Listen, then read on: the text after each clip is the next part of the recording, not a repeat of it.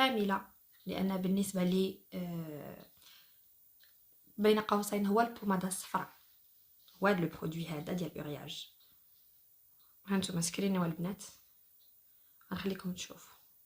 باغي يدير سيكا ديال لي بو فراجيليزي، يعني المشاكل اللي عندك في البشره كامله كيفكيها لك، الا البشره الدهنيه اللي ما تقدرش دير هذا لانه غيكون ثقيل عليها بزاف. ديجا هي دهنيه وتزيديها شي حاجه اخرى ما يمكنش.